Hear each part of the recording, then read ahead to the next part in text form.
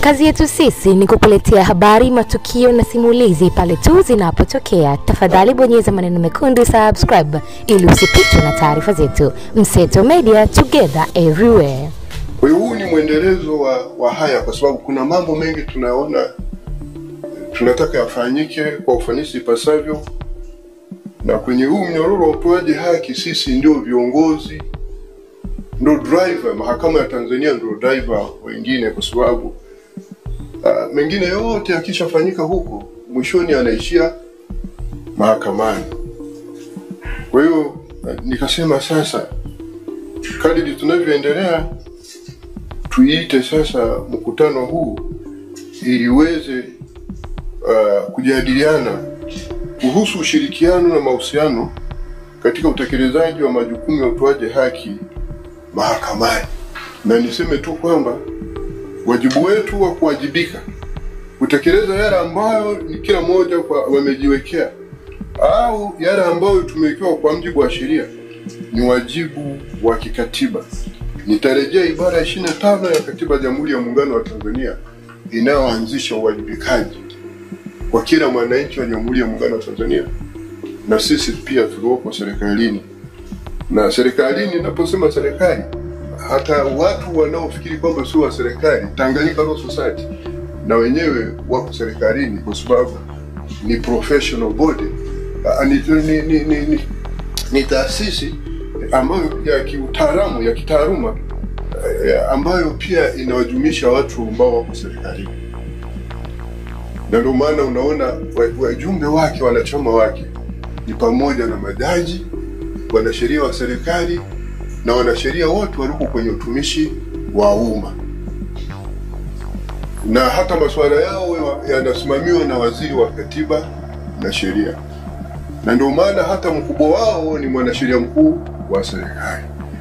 Kwa hiyo mambo haya yanatuhusu sisi wote. Sasa mkutano huu unakuja, ndugu zangu, wakati ambapo tunayo dira mpya ya dira ya taifa ya maendeleo.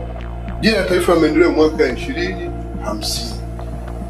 Katika hii dira ya maendeleo ya taifa mwaka 2050, msingi wake mkuu ni utawala, amani, usalama na utulivu.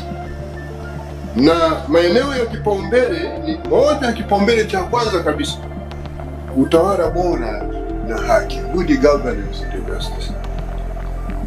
Na kipaumbele cha pili ni serikali za mitaa imara na zenye ufanisi.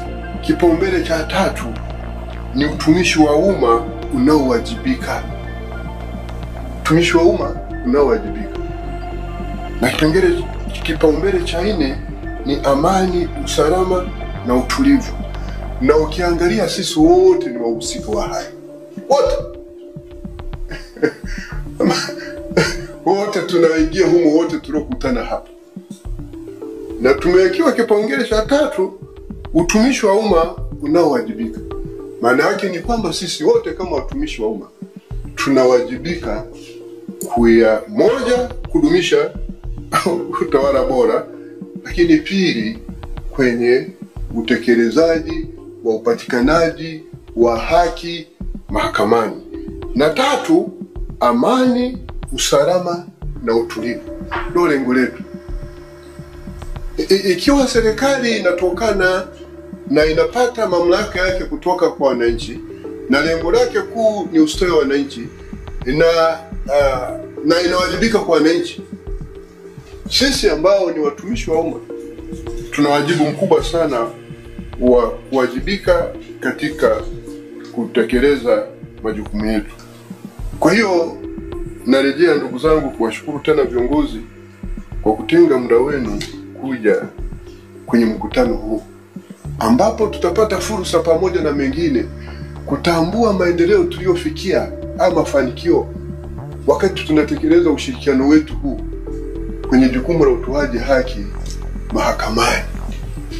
Kuhusu utawala bora na haki, na kwa mara ya kwanza, ndugu zangu, mnaona hizi dira zinapoandaliwa, hii haki inachukua nafasi ya kwanza, na inaendana na utawala bora zimewekwa kwenye sehemu moja, utawala bora na haki, kwa sababu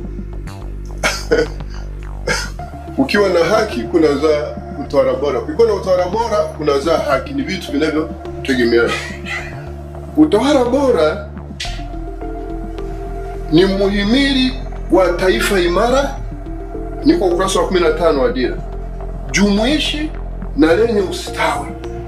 Unahakikisha kwamba kunakuwa na usimamizi wa wazi wa rasilimali za umma sambamba na kuweka mazingira yanayowezesha wananchi kustawi kijamii, kiuchumi, kisiasa na kiutamaduni. Jamii inayothamini utawala bora inaweka umuhimu kwenye wajibikaji, mapambano dhidi ya rushwa, ulinzi wa haki za msingi za raia na kuhakikisha fursa sawa kwa wote bila kujali tofauti za kijinsia, kiuchumi, kijamii au hali ya ulemavu. Katika muktadha huu, vyombo vya habari huru na vinavyojitegemea ni nyenzo muhimu katika kuhakikisha utawala bora na uwajibikaji. Nani ndio maana pia tunaona kuna vyombo vya habari hapa. Kadhalika, asasi za kiraia zina mchango muhimu katika kukuza demokrasia, kulinda haki za binadamu na kuchangia jitihada za kuboresha huduma za jamii. Tanzania bado inakabiliwa na changamoto kadhaa za kiutawala. Kwa mfano, vyombo vinavyohusika na utoaji wa haki bado vinakabiliwa na changamoto za kiutendaji zinazozuia kufikiwa kwa viwango vya juu vya ufanisi katika kuwahudumia wananchi ipasavyo. Matumizi mabaya ya madaraka ya baadhi ya viongozi wa umma wanaokwenda kinyume na kuvuka mipaka yao ya kisheria yamekuwa mengi na ya kawaida. Kuhusu msingi mkuu wa dira ambao ni utawala, amani, usalama na utulivu, dira imeandika katika ukurasa wa 14 hivi: dira 2050 imejengwa juu ya msingi mkuu wa utawala bora, amani, usalama na utulivu. Msingi huu unajumuisha hatua muhimu za kuheshimu katiba, utawala wa kidemokrasia, mgawanyo wa madaraka na utamaduni wa kisiasa unaokuza ushirikishwaji na umoja wa kitaifa. Dira 2050 inasisitiza utawala wa sheria, ulinzi wa haki na uhuru wa msingi, usalama wa watu pamoja na uimara wa asasi za kiraia. Masuala yenye umuhimu wa kipekee ndani ya dira hii ni pamoja na utumishi wa umma wenye weledi, umoja wa kitaifa na usalama wa taifa na mipaka ya nchi. Msingi mkuu hausimami peke yake bali uko mtambuka unaotoshelezana na nguzo, vichocheo na sekta za kimageuzi. Utawala wa sheria ambao ni kipengele muhimu cha utawala bora unakusudia kujenga jamii yenye usawa, uwajibikaji, haki na kuaminiana. Vile vile unalenga kuhakikisha kwamba kunakuwa na uadilifu katika taasisi mbalimbali na uhuru na haki za msingi za jamii zinalindwa. Lengo jingine ni kuhakikisha kwamba rasilimali na huduma ambazo ni muhimu kwa maendeleo ya watu zinapatikana kwa usawa. Vile vile utawala bora unalenga kuweka mazingira mwafaka ya kuimarisha utulivu na uwajibikaji ili kuwa na uchumi imara, jumuishi na shindani. Pamoja na vipengele hivi, kuna umuhimu mkubwa wa kupambana na rushwa. Hivyo masuala ya kipaumbele katika ajenda hii ni kuimarisha mapambano dhidi ya rushwa, kujenga taasisi imara, kuweka mifumo madhubuti ya kisheria na kusimamia uwazi na uwajibikaji. Na mimi kwa sisi huku mahakamani, kwa kuyatambua haya tumeanza kuongoza katika hizi reforms. Nilipokutana na viongozi wakuu wa hizi taasisi za utatu tarehe 19 mwezi wa 8 kwenye ukumbi wa Jakaya Kikwete pale Dodoma, nilipokuwa nashiriki ule mkutano, mengine niliyowashirikisha nitarejea kidogo hapa kwamba nilisema na kusudia kutengeneza kanuni zitakazowawezesha wale watu wanaoshtakiwa kwa makosa ya jinai, watuhumiwa kwenye mahakama za mahakimu isipokuwa mahakama ya mwanzo, na wao hawa washtakiwa na mahakama hizo wao nao wawe na ushahidi wa upande wa kesi ya mashtaka ili wajue kesi zao.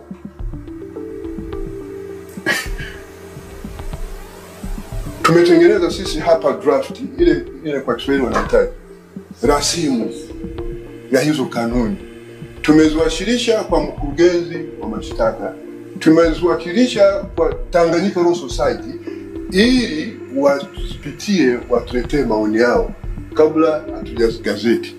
Ilikuwa ifikapo tarehe 19, kwa sababu nisema ifikapo tarehe 19, nisema ndani ya mwezi mmoja, na mwezi mmoja utakuwa unaisha tarehe 19 mwezi wa 9. Lakini tumechelewa kwa sababu tunasubiri hawa ya wadau. Na nini wadau, sisi kwenye mambo kama haya msingi huwa hatutaki kuchelewesha. Kama mtataka tu tunawashirikisha, sisi hatutaki kuwaburuza. Tukiwapa hii kazi, ipitieni, ishughulikieni kwa umakini na kwa ufanisi, mtuletee maoni yenu mapema. Haki haipaswi kucheleweshwa. Na msingi wa mabadiliko wa kanuni hizi umejengwa tu kwenye ibara ya 13 ya katiba, usawa mbele ya sheria. Tusiwaite watu wengine tayari kama ni wahalifu, wakati ibara ndogo ya 6 ya hiyo ibara ya 13B inasema kila anayeshtakiwa mahakamani kwa kosa la jinai atachukuliwa kwamba hana hatia hadi itakapothibitishwa hivyo na mahakama.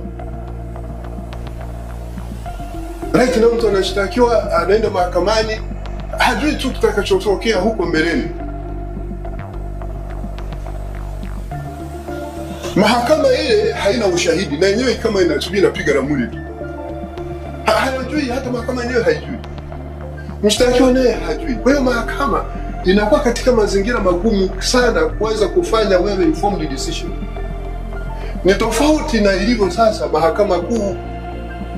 Mahakama kuu unakuta huyu mahakama ana ushahidi ule wote, mshtakiwa ana ushahidi ule wote. Kwa hiyo mahakama inakuwa katika mazingira mazuri ya kufanya maamuzi sahihi. Na ndio maana wakikutana pale sasa, jaji anawaita mawakili wa serikali, wa prosecutions, anawaita defense mawakili au kutoka Tanganyika Law Society, wanakaa pale.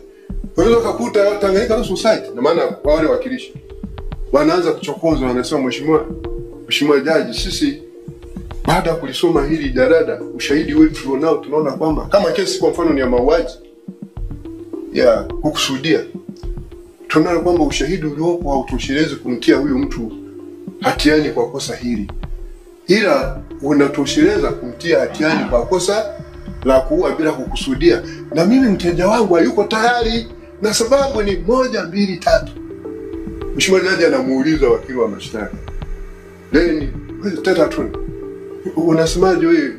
Hasa mheshimiwa jaji, na sisi baada ya kulisoma hili tunaona kwamba kweli kwa tumechambua, tumeona 1, 2, 3 hatuwezi kuthibitisha kosa hili la kuua kwa makusudi. Sasa madamu mshtakiwa yuko tayari kukiri kosa hili dogo la kuua bila kusudia, na sisi tuko tayari, tutabadilisha hati yetu ya mashtaka ili huyu sasa atumie kosa la kuua bila kusudia, na kesi zinaishia pale. Na kesi nyingine wanazifuta, wanaona tu kabisa ushahidi haupo. Ni mfumo mzuri shirikishi. Kwa hiyo tumechelewa sana. Hata kifungu cha 10 na cha 11 ya sheria ile mwenendo wa mashauri ya jinai havizuii hawa watu kupata hizo ushahidi wa upande wa mashtaka. Na hata huko sisi mahakamani tumefanya maamuzi ambayo nilizungumza siku ile kwa sensitive to justice. Huyu mtu upande wa mashtaka una ushahidi wake, anapoandika ile maelezo yake, ile statement yake, yeye hana ushahidi wa upande wa mashtaka, na sio mtaalamu wa sheria, anajiwakilisha yeye mwenyewe. Wao upande wa mashtaka wana maelezo yake, ila yeye hana maelezo yake. Mahakama haina maelezo ya ushahidi wa upande wa mashtaka. Alafu anashtakiwa kwa kosa kubwa sana kama kubaka au unyang'anya kutumia silaha na makosa mengine aina hiyo. Huyu mtu sio mtaalamu wa sheria, yeye anajua wakati huu sasa kesi inaendelea, ni zamu yao wamalize kesi yao na mimi nitaanza kujitetea baadaye. Sasa tunafanya maamuzi. Anaenda gerezani, anafungwa, anafundishwa na wanasheria walioko kule magerezani na wahalifu wengine. Anasema hii bwana mbona namna gani? Anakata rufaa. Akikata rufaa, sisi huku ikija tunasema kwa sababu hakumdondosa. He never cross-examined him. Kwa hiyo inachukuliwa kwamba ni admission. Ninyi wanasheria wa ofisi ya taifa ya mashtaka, msifanye hivi. Sisi sio Mungu. Huyu mtu angewezaje kumcross-examine huyu mtu? Hana ushahidi wa upande wa mashtaka. Yeye sio mwanasheria. Yeye anajua tu kwamba mimi zamu yangu itafika. Maana wanasema sasa ni kesi upande wa mashtaka. Kwa hiyo naamini kwamba wao wanasema mimi baadaye nitamjibu. Hata hizo taratibu za cross examination anazijua. Nani anawafundisha gani washtakiwa mle ndani? Lakini faida nyingine, tutapunguza sana ubambikizaji wa watu makesi na watu wanajaa magerezani. Bwana tujui. Na ofisa mwanasheria mkuu wa serikali, ni waombe, kuna kitu kinaitwa malicious prosecutions. Hizi ni kesi za madai. Ndio hizo za kuna hii tofauti na defamation au whatever is it.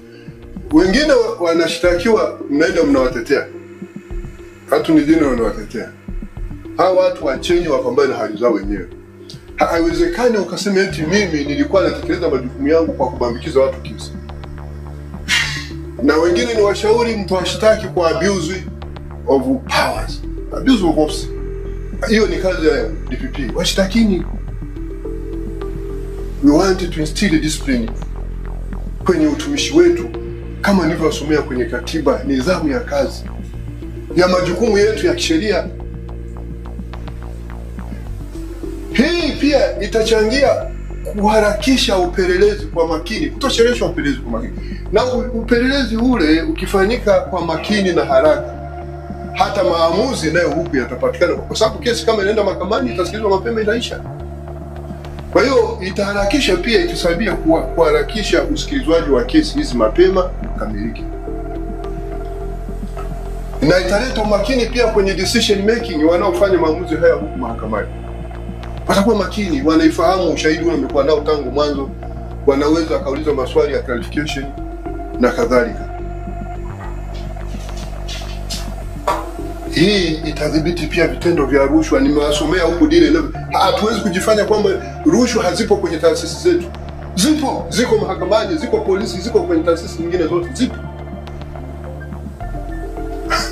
So tusingle out hapa. Bali mimi ninaandika hii dile. Wamesema taasisi zinazohusika na utoaji haki zimegubikwa na uzembe na rushwa.